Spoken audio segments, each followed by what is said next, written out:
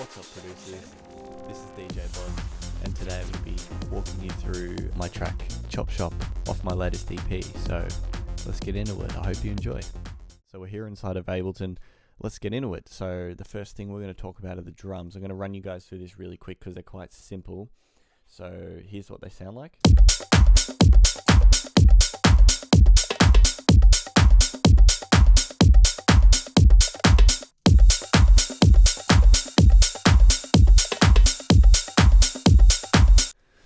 So yeah, there's a bit going on there, but it's nothing special, it's nothing magical. So we'll get straight into it. So the kick was all the samples, most of the samples I used were from an acid techno loop, but I actually chopped them up and redid them how I wanted them done. So let's get on to the kick, the most important part of dance music.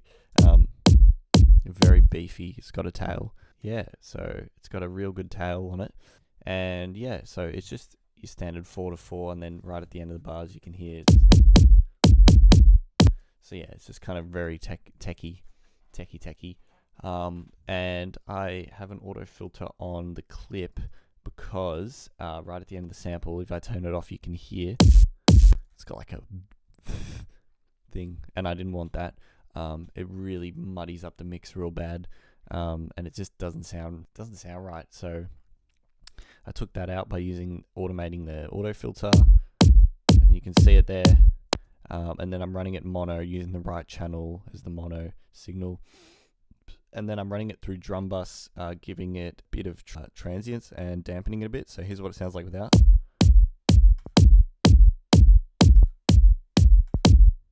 Really beefs it up, really nice. I always use drum bus on my drums. I think it sounds great.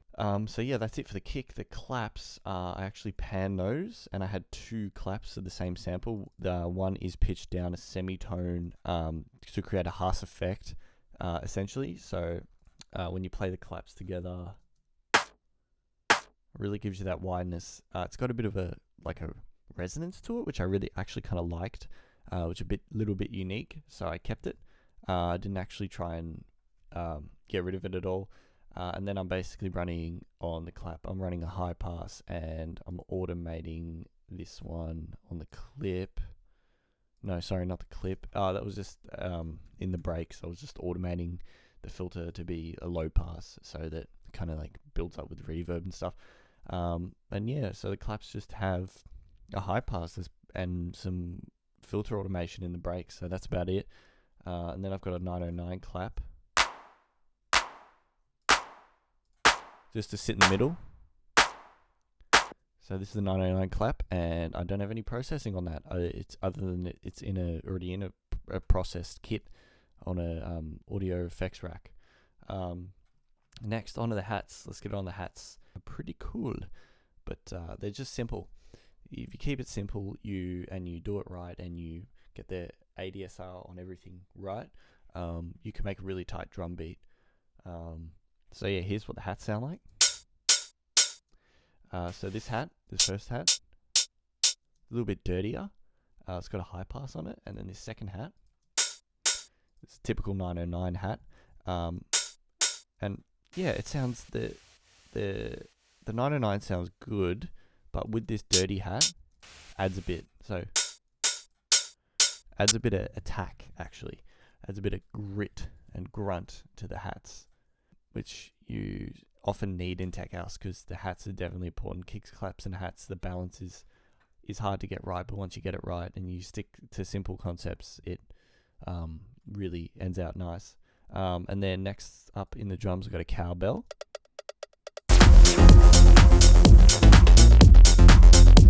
Let's give it a bit of rhythm, a bit of 16th rhythm. I'm running it through a kickstart and then into an EQ, high pass EQ. So that's pretty simple, and then I'm just making a pitch variation because I chucked it in a sampler, and just made it go do-do-do-do-do. So it just kind of changes it up at the end of the loop. So yeah, that's the cowbell, and then I got a bongo loop. Sounds like that, which is just monoed, and then I compressed it because it was a bit quiet, brought it back up, and then I widen it myself, and then it kind of brings it into the background. It kind of makes it feel like it's behind you. And then I high passed it, and then I sidechained it to the kick. All pretty simple stuff. Next, the offbeat snare. So I really like this one. This is a tribal kind of one, sounding one. I tuned it to the F minor, which is what the key of the track's in, and then I high passed it and took out this little resonant. So I took that out because it was annoying. It was nagging. I took the low end out because I had a lot of low end. So yeah, it's a lot better now. And then I've got a 909 snare at the end of the bars, just to kind of keep it interesting. Then I got in the build-ups as well, filtered. Yeah, so you can tell what's going to happen there. And that is basically it for the drums. On the drums, it's got a bit of glue compression on the drum bus. Yeah, that's about it. Alright guys, so let's get into the leads and the bass. So we'll start with the acid leads. I actually grabbed this sample from a friend on his Korg Minilog, and I had it on my hard drive, and this is how the whole song started. It sounds like this. So yeah, it's just a little arpeggio lead, and it's playing in F minor. So that's how I ended up with the sub that sounds in F minor, and I'll show you that in a minute. And basically what I did is I liked it on its own, but I thought, nah, not good enough. So I panned it, and then I added I duplicated it and added another one, and put it in +7, I believe. Yeah, +7, and then I used the beat mode and took a lot of the tail off it because I wanted it to be really staccato. So here's what it sounds like without tail. It just took a little bit off it. It just made it a little bit more ticky. The name of the track, Chop Shop, is, yeah, it's meant to be ticky, like, you know, choppy and sound sampled. So here's what that's what they sound like. In terms of processing, not a whole lot on those individual channels, because I did high pass them on there and give them a bit of compression. Contain the peaks a tiny bit. So yeah, next the sub, the one everyone wonders about. So yeah, the sub's definitely beefy and it's got a tail to it. Made it in Serum. Compressed it a bit, sidechain compressed, sorry. I took a bit of the very, very low end information out. It's very hard to hear that unless you have a very expensive big setup. So I made the sub in Serum. So what I did was I used this acid under analog wavetables. I used this acid preset, chucked it down an octave, which sounds like this on its own. You wouldn't hear that on a phone speaker. So I thought I'd add a saw oscillator, which is just an octave above it. And it just brings up those low mid-range / mid-range frequencies so you can hear it on a smaller device, or a smaller audio source rather. And yeah, so then I got that, and then I added just a little bit of boom by using the sub oscillator, a sine wave at -1, just to give it a bit extra power. So it just adds a bit, it just helps a little bit. And then I used the Moog low 12 dB per octave filter from envelope 2 with a middle-ish decay and sustain. I wanted to keep a little bit of the tail of it, otherwise it just sounds plucky. Yeah, it would have sounded too plucky there. And then I've driven it heaps in the filter, fattened it all the way, and yeah, that's about it. Don't know what else to say about it. Oh, a little bit of downsampling distortion, because, you know, I'm a bit obsessed with downsampling. And then at the start of the track, you can hear that 808, which is just an 808 boom pattern that I tuned, and then I've sidechained it. So yeah, all pretty simple stuff. And then right at the end of the track, when I was about to release it, I ended up adding this. It's like an atmosphere, but it's in the mid-low frequency range. I made that. That was one of my presets from Serum, called a Super Saw. Well, the Reese bass as it would typically be known. Yeah, it's just a saw wave that's detuned like hell with a filter automation on it. Like it's... So yeah, that's it for the leads and the basses, basically. Alright guys, next up we're going to talk about some of the stabs and spot effects, and then we'll talk about the vocals. So, we've got a laser here, laser beams, which is basically just made using a very short decayed in oscillator. It's made of white noise, and then I'm just using a filter at 100% and a bit of resonance to give it that, just kind of give it that noise. Then I'm chucking an audio effects rack and just running it through some saturation reverb, and then on the dry signal I don't have anything, and then on the entire channel I've got a bit of bit reduction to kind of like that resonance off with, but also change the sound a little bit, and then I'm sidechaining it. So that's really simple. The arpeggiator, now this is interesting. I actually made this on the Prophet 6 over here, and it sounds like this.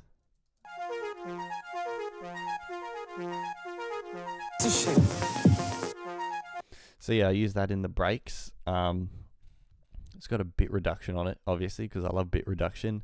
It was a bit wide when I recorded it in, because the Prophet does crazy things with the width. It was a bit all over the shop and hard to tame.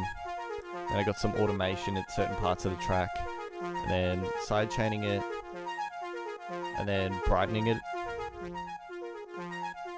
So I'm brightening it up quite a bit, and then I'm panning it myself, because I wanted it to move around in stereo a bit, and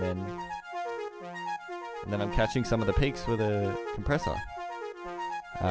Yeah, so that's it for the ARP. Next up, the stab that I use. I love this stab. I've used it in a few tracks. And I'm automating the reverb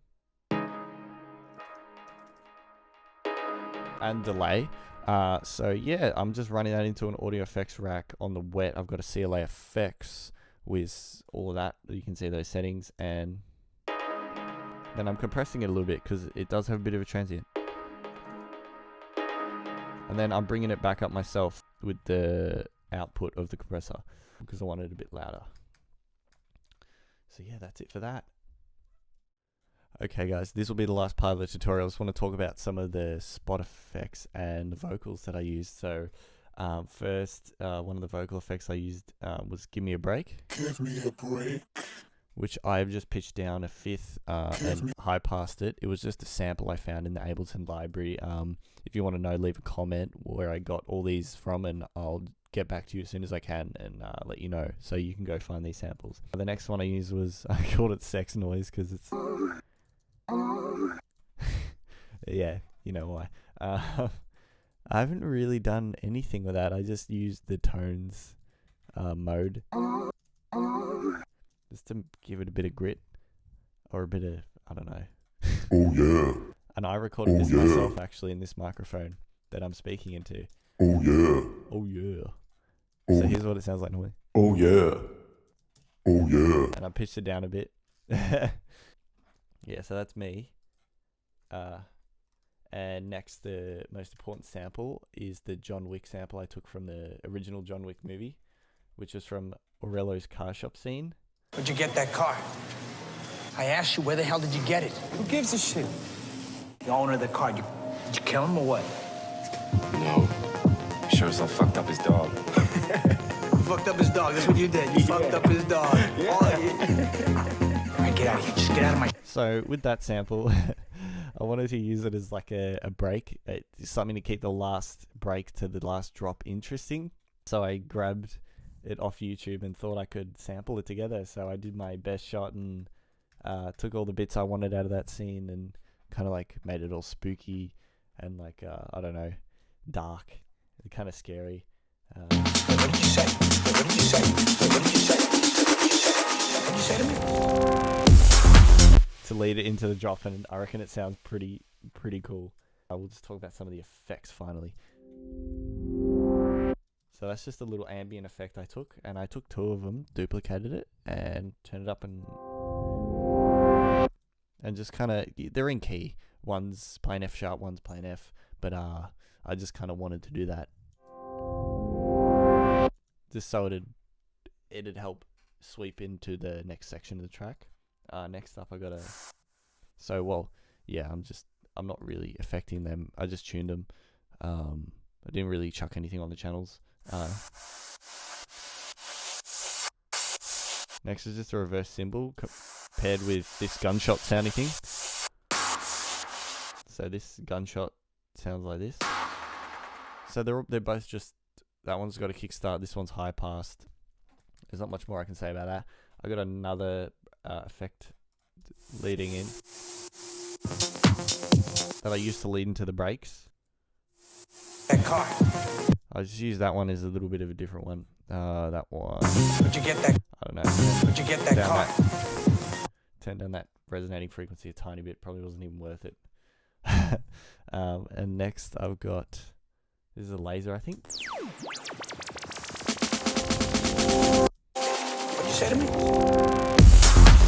Just using that obviously to build into the drops, and then I've got a reverse cymbal here, I believe that is.